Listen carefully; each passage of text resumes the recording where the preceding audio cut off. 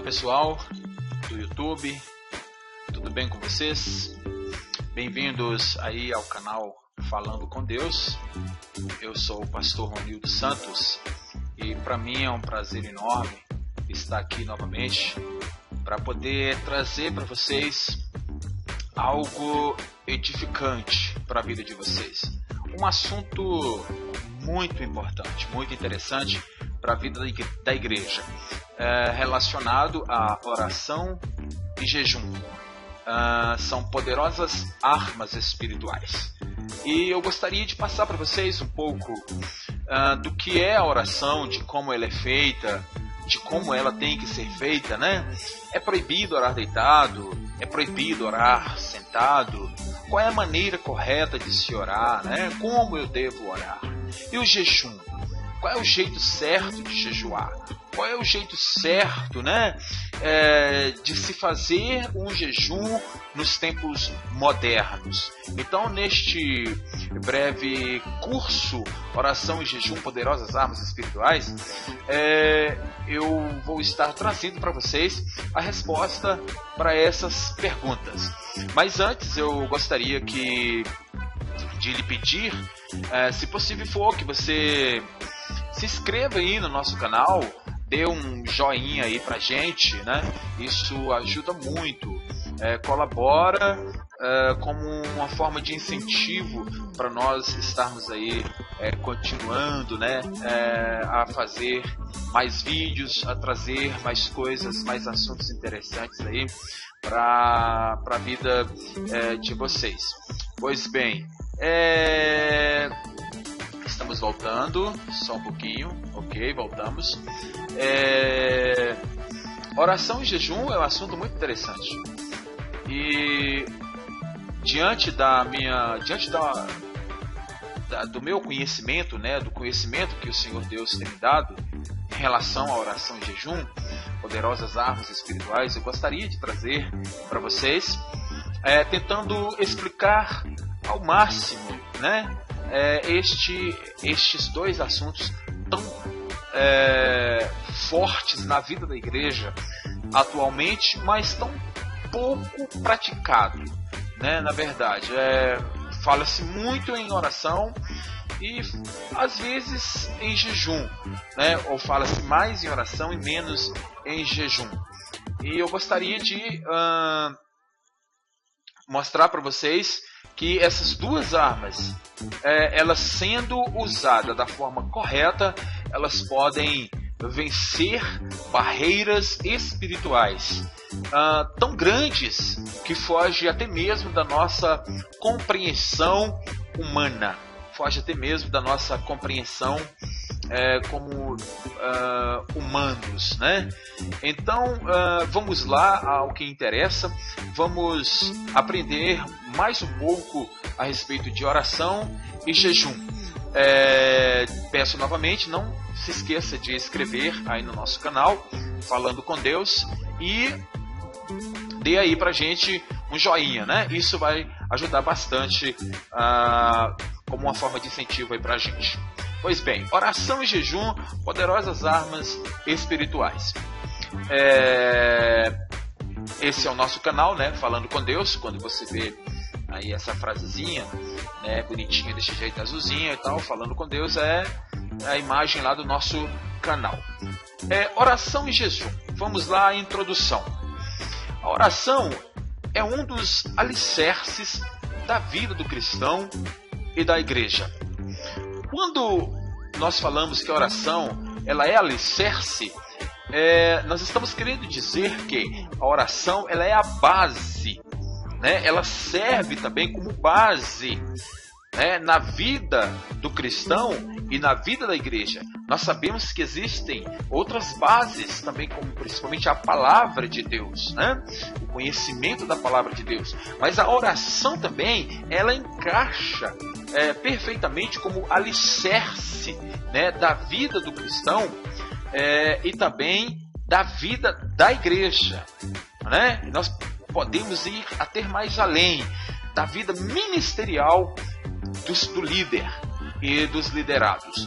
A oração era uma das marcas mais evidentes na vida de Jesus. E não havia nada que pudesse impedi-lo de orar, nada.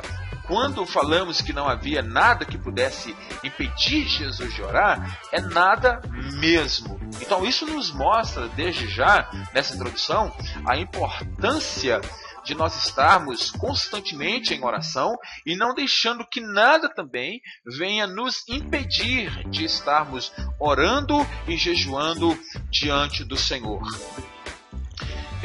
A oração não é uma técnica e não deve ser tratada como mais uma atividade qualquer na igreja. Certa vez, Jesus, em uma de suas parábolas, contou a história de dois homens que foram orar no templo, lá no livro de Lucas, capítulo 18, do versículo 10 ao versículo 14. Nós podemos ver essa história. Um era fariseu, conhecedor dos rituais judaicos, versado, O outro era cobrador de impostos, rejeitado e sem sofisticação. No fim da parábola, Jesus exalta a oração do cobrador de impostos. Fica claro na lição de Jesus que a oração é mais uma postura e atitude diante de Deus do que uma maneira certa de fazer ou dizer as coisas. A oração deve ser habitual. O que vem a ser habitual? Ou seja, sempre, constantemente, todos os dias, em todo momento. Mas ela não pode se tornar um hábito. Expliquemos. Os hábitos, muitas vezes, tornam-se impensados e automáticos e deixam de dar os resultados desejados. A verdadeira comunicação com Deus envolve mais do que simplesmente proferir palavras, Como, por exemplo, quando adquirimos certos hábitos, nós acabamos fazendo automaticamente, dentro do hábito, do que estamos querendo explicar. Nós não podemos deixar que a oração se torne um hábito. Por quê? Mas parece até contraditório, Ela deve ser habitual, mas não pode se tornar um hábito. Porque o hábito, muitas das vezes, ele torna-se como algo automático, Fica algo automatizado. Você fica como que na obrigação de estar constantemente orando, e buscando o Senhor na obrigação. E não é isso que nós estamos, ou que nós viemos aqui para ensinar você. Nós queremos que a oração na sua vida não se torne um hábito.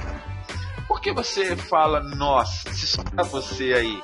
Porque eu entendo e compreendo que nesta hora se encontra o Espírito de Deus aqui sobre a minha vida, passando essas orientações para você. Então, essas orientações não são minhas. Essas orientações são do Espírito de Deus para as nossas vidas. Então, não deixemos que a oração torne algo automático, Torne como se fosse algo automático. Porque quando é algo automático, deixa de dar resultados. Porque você vai orar sem querer orar. Você vai orar porque você é obrigado a orar. Você não vai orar porque você quer orar. Então aí mora a diferença. Bom, a verdadeira comunicação com Deus envolve mais do que simplesmente proferir palavras. Na oração automática você só vai proferir palavras, e ela não vai ter resultado, o resultado que você está desejando. Então a oração, na verdade, é uma comunicação com Deus. A oração, na verdade, é você construindo um relacionamento de intimidade com Deus, com o seu Pai Celestial. A oração é muito importante. A oração envolve dar e receber entre as partes para que elas se sintonizem uma à outra. A oração é, portanto, um relacionamento entre o cristão e Deus. Em um relacionamento ou seja, existe a atividade das duas partes. Informações são trocadas. desejos são revelados. A oração é o resultado da intimidade entre duas pessoas, você e Deus. Tipos de oração. Existem tipos de oração? Sim. Nós temos aqui 6 tipos de oração. Primeiro tipo de oração, petição ou súplica. Segundo tipo de oração, oração de adoração. Terceiro tipo de oração, oração de louvor. Quarto tipo de adoração, oração de ações de graça. Quinto tipo de adoração, oração de dedicação. E o sexto tipo de oração, oração de intercessão. Então vejamos agora, de uma forma explicativa, cada um dos tipos de oração que acabamos de citar. Oração de ações de graças. São orações de agradecimentos a Deus. É a expressão de um coração agradecido. Você pode ver as referências lá no livro de João, capítulo 11, versículo 41. No livro de Salmo 35, 18. Segundo aos Coríntios, capítulo 4, versículo 15. Então a oração de ações de graça é você estar orando a Deus, agradecendo a Deus por tudo aquilo que Ele tem feito sobre a sua vida. É a expressão de um coração agradecido. Oração de louvor. Existe oração de louvor? Sim, existe.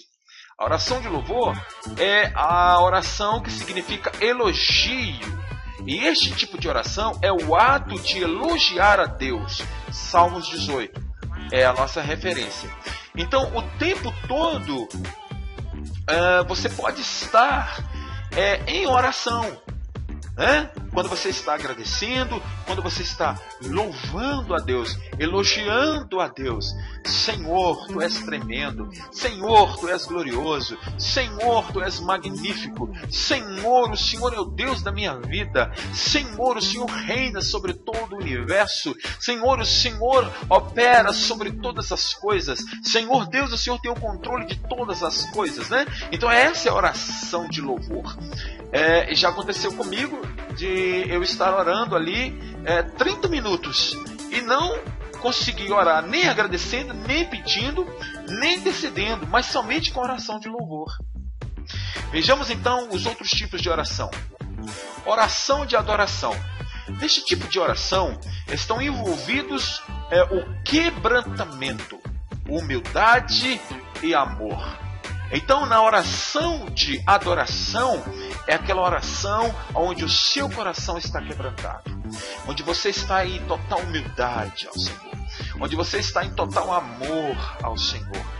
Então, isso, nesse ato de você estar orando, adorando ao Senhor, então envolve o quebrantamento, envolve a humildade, envolve o amor. Esta é a oração de adoração. Senhor, eu venho em Tua presença. Eu venho nesta hora para Te adorar. Eu venho nesta hora para me entregar, Senhor, totalmente a Ti. E não existe outro Deus no céu ou na terra semelhante ao Senhor. Eu Te adoro agora com toda a minha força, com todo o meu amor. Eu me humilho em Tua presença neste momento, ó Deus. Eu me entrego diante de Ti nesta hora. Então essa é a oração de adoração. Ela é diferente, Você está em total quebrantamento, em total humildade. Você chora, você está quebrantado, Você está em amor. Lá no livro de 1 Crônica 29, 10, 12, nós podemos ver este exemplo de oração de adoração. A oração de petição ou súplica é o tipo de oração mais usada. Os pedidos devem estar respaldados pela Bíblia. Neste tipo de oração estão envolvidos, primeiramente, a fé, Mateus 21, 22, Hebreus 4, 16, e a persistência, Lucas 18, 1, 7. Essa é a oração de petição, a oração de súplica. Porque na oração, não adianta você ir orar pedindo alguma coisa ao Senhor sem usar a fé. Se você aproxima de Deus, a Bíblia diz que você tem que crer que Ele existe e que Ele é galardoador daqueles que buscam. Ou seja, você tem que usar a fé na oração de petição ou súplica, né? Você tem que insistir, persistência. Persistência é o ato de permanecer insistindo até que você consiga o seu objetivo. Esta é a oração de petição ou súplica. Lucas 18, 1, 7. Mateus 21, 22, Hebreus 4, 16. A oração de dedicação. A oração de dedicação é o tipo de oração que expressa renúncia quando em conflito com a vontade de Deus. Ou seja, a sua vontade é uma coisa, mas a vontade de Deus é outra coisa. Então você tem que dedicar-se à vontade de Deus. E nesse tipo de oração tem que haver uma expressão de renúncia do seu eu, da sua vontade. Porque você está dizendo para Deus que agora você vai dedicar-se a Ele. Então, oração de dedicação exige renúncia. É a expressão de renúncia. Né? Porque você está em conflito. A vontade de Deus tem que prevalecer sobre a sua vontade. A vontade de Deus tem que prevalecer sobre a sua vida. E aí você então entra no processo de renúncia. Você começa a renunciar às suas vontades. Você começa a renunciar ao seu eu em oração, confessando isso a Deus. Oração é confissão também, tá? Então, Mateus 26, 39 explica bem esse tipo de oração que expressa a total renúncia quando em conflito com a vontade de Deus. A oração de dedicação. E a oração de intercessão? A oração de intercessão é tomar o lugar de alguém em uma necessidade ou problema, como se a causa fosse sua. João 17, 9. A intercessão muda situações. Gênesis 18, 22 e 23. E deve fazer parte da vida do cristão. Efésios 6, 18. Então, a oração de intercessão é você se colocar no meio. É você pegar a dor, a necessidade, o problema da outra pessoa e trazer para você como se fosse seu. E aí você entra em oração, intercedendo em favor da causa, do problema, da necessidade, como se tudo isso fosse seu. Por isso que há uma diferença. Nem todos são intercessores. Mas, para se tornar um intercessor, primeiramente você precisa saber amar, saber cuidar, saber zelar. Somente aquele que ama verdadeiramente, aquele que está verdadeiramente em Cristo, que ama e que zela e que cuida, que sabe o que é zelar e que sabe o que é cuidar, pode se tornar um intercessor. Porque ele não vai se importar com seus problemas. Primeiramente vem o problema do outro. Primeiramente vem a necessidade do outro, a causa do outro. E depois vem a sua causa. Isso é a oração de intercessão. É se colocar no meio. E essa oração, ela muda situações. E você deve ser um intercessor. Eu imagino que todo cristão deveria ser um intercessor. Porque a oração de intercessão, ela é de um poder extraordinário. Não que as outras não sejam. Mas a oração de intercessão, ela nos põe à prova. Só é intercessor aquele que ama. Só é intercessor aquele que cuida. E só é intercessor aquele que sabe zelar pela vida da sua igreja, do seu próximo e pela sua própria vida também. Orando a palavra. O que vem a ser isso? A Bíblia é o manual do cristão e contém os princípios espirituais que governam nossa vida espiritual com Deus.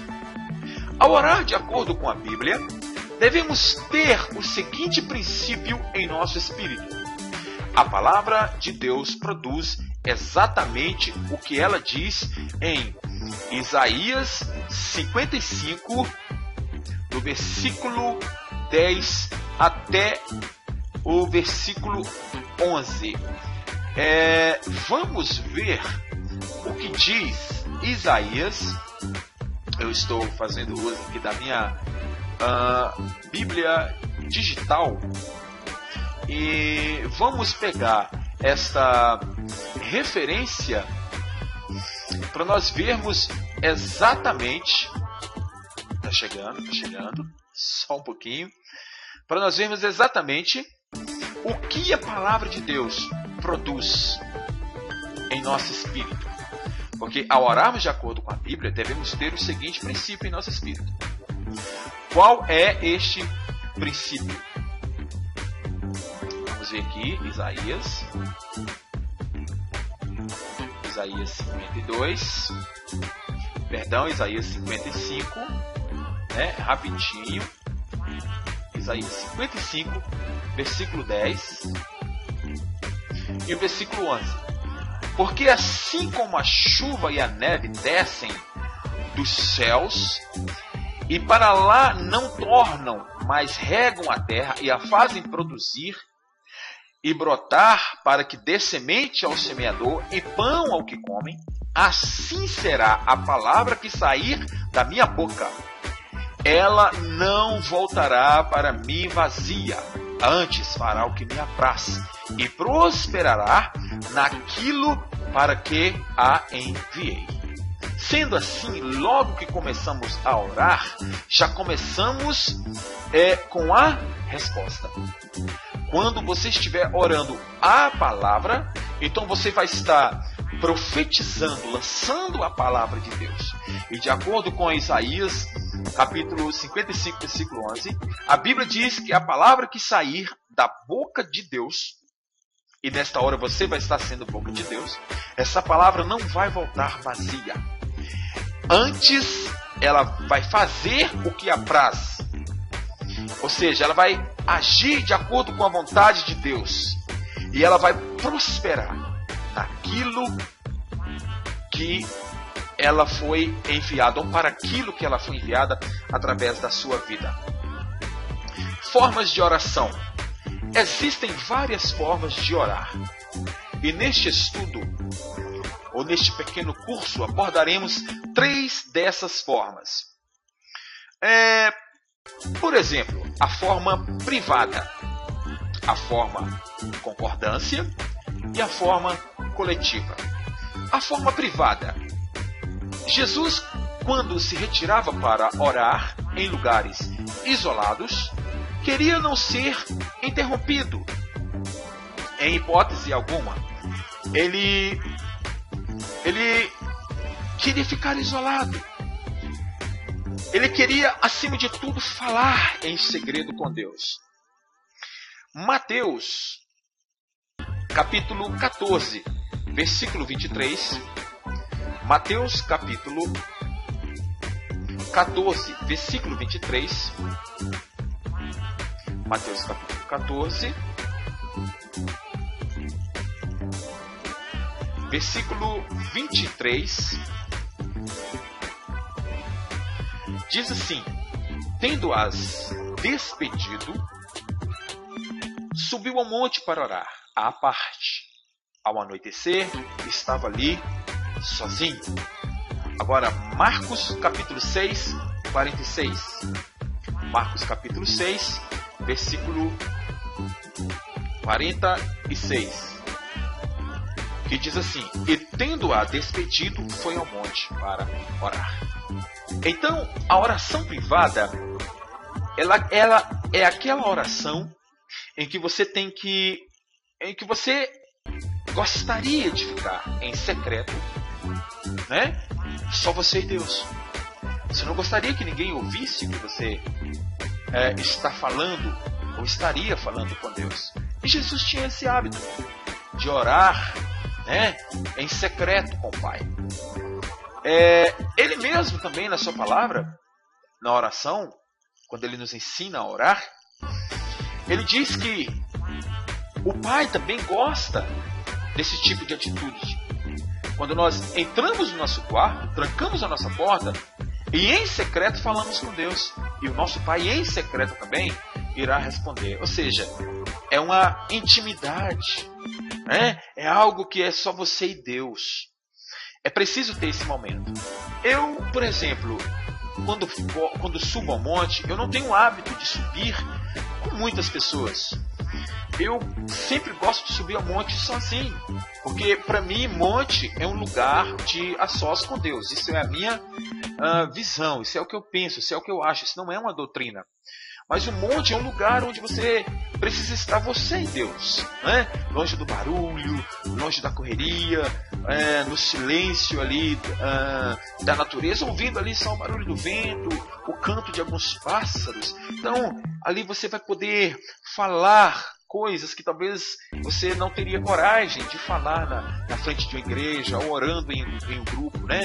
Você vai poder ter uma intimidade maior com Deus, falar mais dos seus problemas, das suas dificuldades. Então, a oração privada, ela tem muito efeito. A oração de concordância. A oração de concordância é uma oração que se refere a algo. Ou seja, em algumas ocasiões, Jesus perguntava aos que iam ser curados qual era o desejo deles. Para quê? Para gerar uma concordância. Quando Jesus esteve ali diante daquele cego de Jericó, Jesus Cristo pergunta ao cego o que o cego gostaria que ele fizesse. O que o cego gostaria que Jesus fizesse? A Bíblia nos fala no livro de Mateus capítulo 18, versículo 18, o seguinte.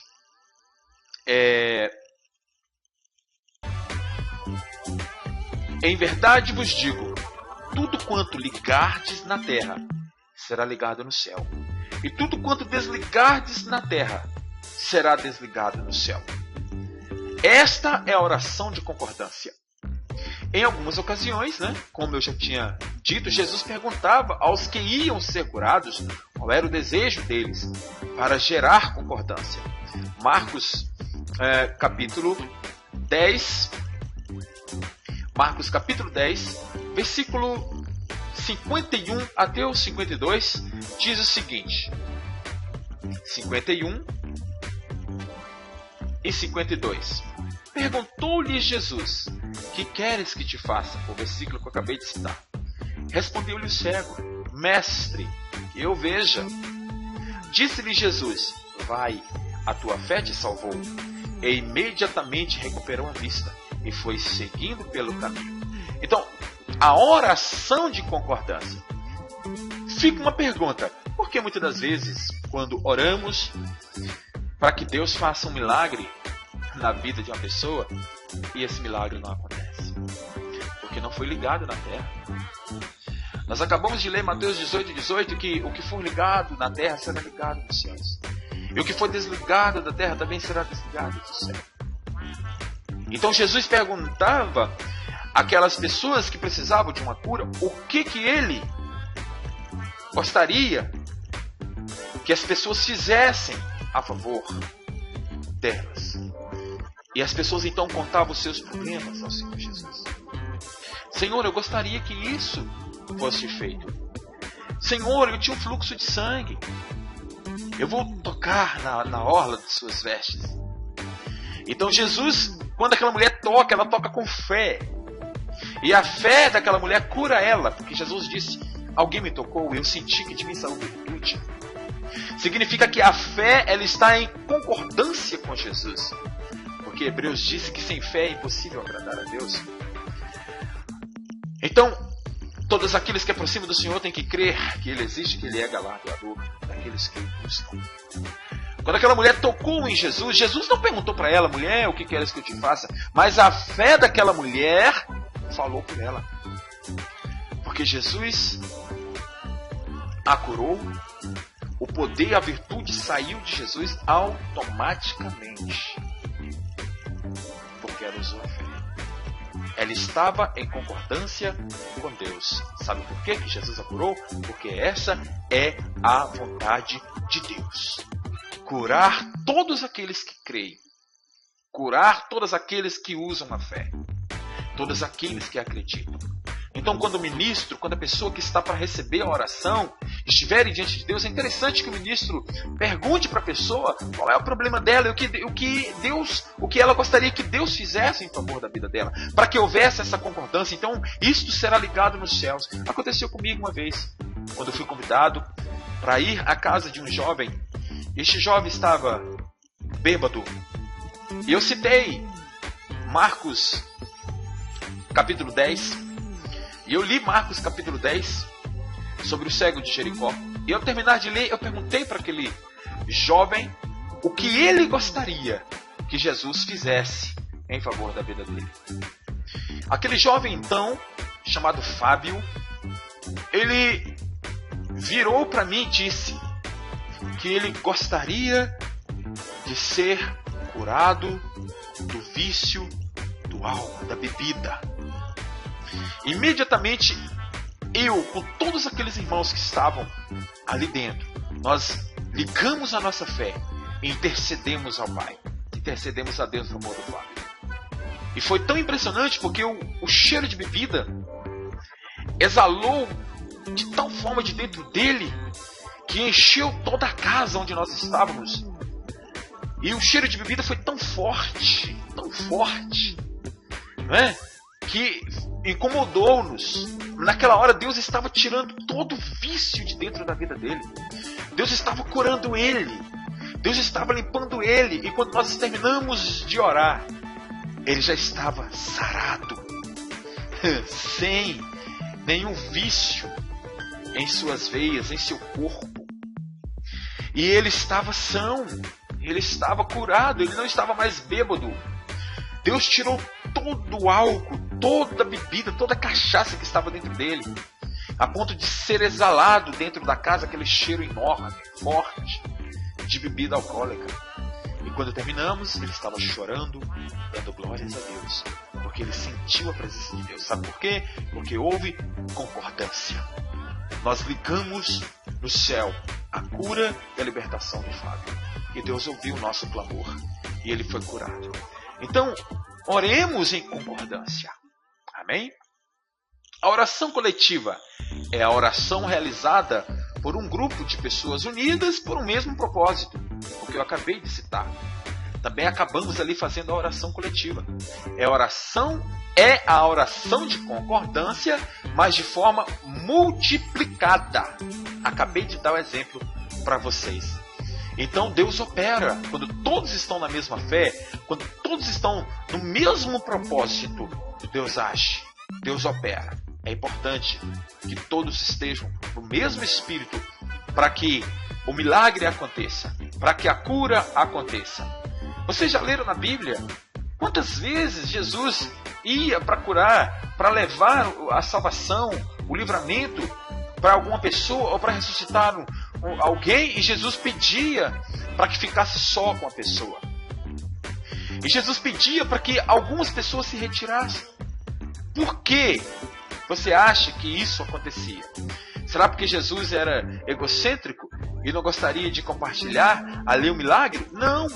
É porque Jesus, conhecendo a mente e o coração do ser humano e daqueles que estavam presentes, muitos ali estavam incrédulos, estavam descrentes, ficavam incrédulos, ficavam descrentes.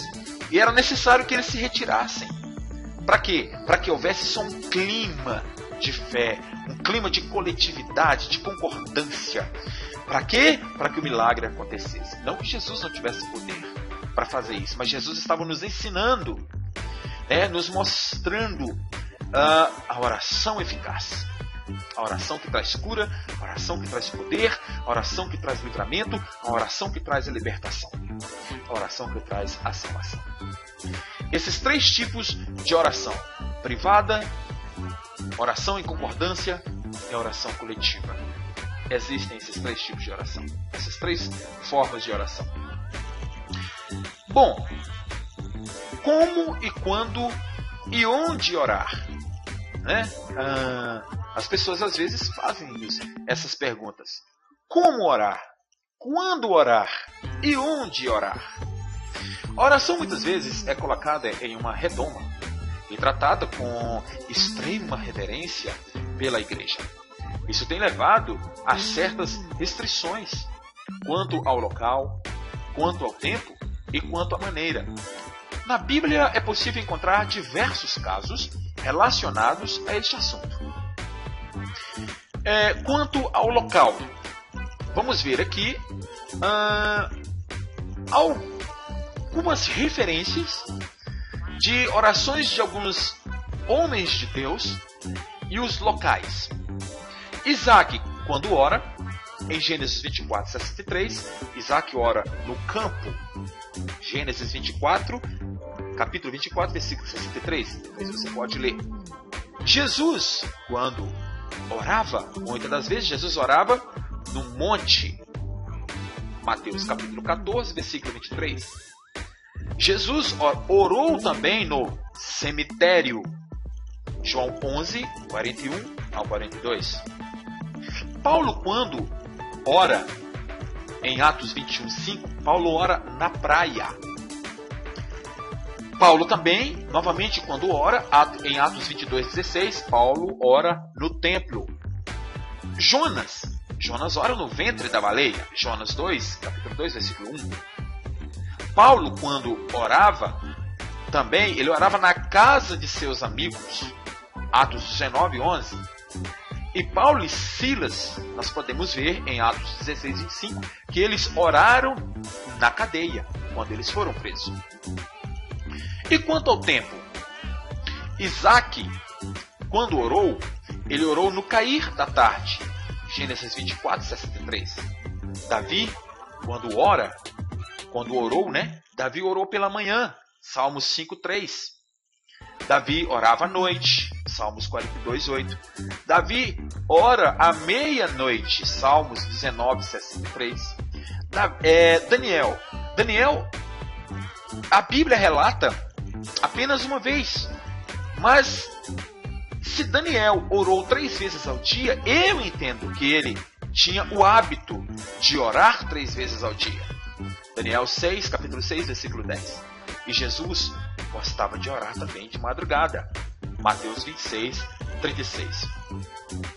E quanto à maneira, o jeito, a posição do corpo, Gênesis 24, 63, a Bíblia fala que Abraão, ele quando orou, ele orou ajoelhado.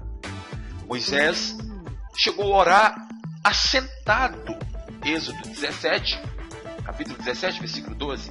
Ezequias ora deitado, orou deitado. Salmos capítulo 5, versículo 3. Davi ora em pé.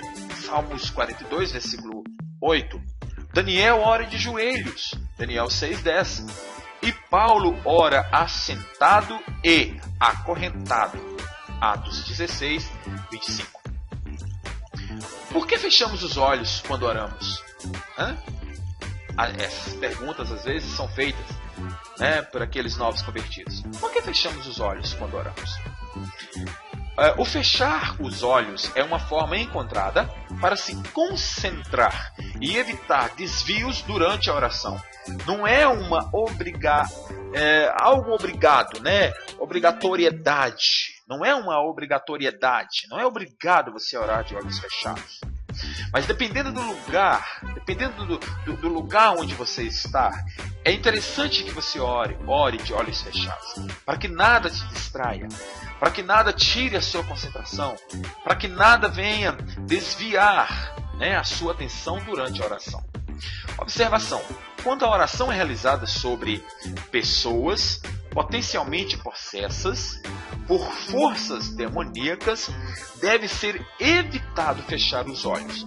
Eu já tenho ensinado isso há muitos anos atrás nas congregações por onde passei. Então você está ali diante de uma pessoa que está possessa por espíritos malignos, então não feche os olhos. Porque se você é um pastor, ou um líder, um obreiro, ou um diácono, né, você está intercedendo ali, clamando a Deus, né, suplicando a Deus em favor daquela vida de olhos fechados. Se você estiver usando uma gravata, é perigoso, né, que aquela pessoa possessa possa ali voar ali na sua gravata, né, e puxar a sua gravata, te sufocando, né, te enforcando. Então, ou pegar você pela garganta, é perigoso. Então, ore vigiando. Como a Bíblia diz, vigiai, depois orai. Tem gente que fala, orai e vigiai. A Bíblia fala, vigiai primeiro, depois orai. Vigie, depois você ore. Beleza? Então, quando a oração é realizada sobre pessoas potencialmente possessas por forças demoníacas, deve ser evitado fechar os olhos, tá? Por prudência. Vamos ser prudentes. Respostas às orações. O Novo Testamento relata que as petições dirigidas a Deus são sempre atendidas. Mateus capítulo 6, versículo 8, Mateus 17, 7, até o versículo 11, Tiago capítulo 1, versículo 5. Desde que essas orações estejam em conformidade com a vontade de Deus e sejam feitas mediante a fé. Impedimentos à oração. Existem coisas que podem impedir que a nossa oração seja atendida? Sim, existem. Existem situações situações não resolvidas, por exemplo, podem impedir a resposta às orações. Veremos então algumas referências bíblicas de impedimentos gerados pelo pecado. Impedimentos que impediram as orações de serem respondidas. O que podem impedir a oração de ser respondida? A desobediência. Deuteronômios capítulo 1, versículo 43 até o versículo 45. A falta de amor ao próximo. Isaías 58, capítulo 9, versículo 10. Injustiças. Isaías capítulo 1, versículo 15 até o versículo 17. Espírito irreconciliável. Marcos 11, versículo 25 até o 26. E desentendimento conjugal. Esse aqui, a referência para isso está lá em 1 Pedro, capítulo 3, versículo 7. Desentendimento conjugal. Poxa, eu tenho orado ali pela minha família, pelos meus filhos, para que eles se convertam. Eu tenho orado para que as coisas aconteçam dentro do meu lar. Sim. E aí eu percebo que as minhas orações parecem que não estão sendo respondidas. Então observe como está o seu relacionamento com a sua esposa. E você, esposa, observe como está o seu relacionamento com o seu marido. Porque tem que haver concordância para que a oração seja atendida. E a igreja, ela não começa lá nas quatro paredes, né, fora da sua casa, lá no templo, não. A igreja começa dentro de casa. Então, para que a oração em família, para que a oração conjugal ali seja atendida, você e o seu marido precisam estar em concordância. Você e seu marido precisam estar no mesmo pensamento, na mesma fé. Porque você pensa de um jeito, seu marido pensa de outro, sendo cristão, os dois, então está havendo desentendimento. E quando há desentendimento, isso gera impedimento, sabe? Para que a oração ela seja atendida. Então, se o seu marido não é cristão, então é só você que vai estar orando, né? Ele não tem responsabilidade de buscar a Deus, é você quem tem. Aí muda toda a situação. Aí você vai ter que orar com a oração de intercessão, colocando-se no meio, né, entre o seu marido e Deus, e clamar em favor da vida dele até que ele se converta. Mas quando os dois são cristãos, é preciso haver entendimento conjugal para que a oração seja respondida e as bênçãos de Deus venham sobre a sua vida. Impedimentos gerados pelas trevas. A oposição do inferno pode vir a impedir a resposta às orações. O profeta Daniel orou e só obteve a resposta depois de 21 dias. O impedimento não foi causado por algum pecado que ele houvesse cometido, né? mas por um demônio poderoso que impediu durante 21 dias que o anjo de Deus trouxesse a resposta a Daniel. E nós já conhecemos bem essa história, que se encontra no livro de Daniel, capítulo 10, versículo 12 até o 13. Para vencer as trevas, o que é necessário? Perseverança. É necessário você perseverar na oração. Revelação da parte de Deus. Você precisa buscar a revelação da parte de Deus para ver, para entender, para saber o que está acontecendo. Por que a sua oração não está sendo respondida? Conhecimento da Bíblia, da palavra de Deus. Posicionamento para a guerra. Assim como Israel teve que lutar pela terra prometida, o crente também precisa lutar por suas bênçãos. Pastor, mas agora eu converti, agora eu sou crente, não precisa mais lutar para nada porque Deus vai me abençoar. Errado. O que a Bíblia fala é que a salvação foi de graça. Deus nos deu a salvação. De graça foi a salvação. Então, aquilo que eu quero em Deus, eu tenho que correr atrás. Eu quero ser abençoado como um grande pregador da palavra. Aí eu fico lá, sem orar, sem buscar, sem ler a Bíblia, sem pagar um preço de oração, sem jejuar, sem buscar a Deus. Como eu vou ser um grande pregador da palavra de Deus? Eu quero prosperar. Aí eu fico lá paradão na minha casa, eu não luto, eu só oro. Você orou, você usou a fé, amém? Mas o nome já diz, oração, ou seja, você tem que orar e agir. Oração é isso, é orar e agir.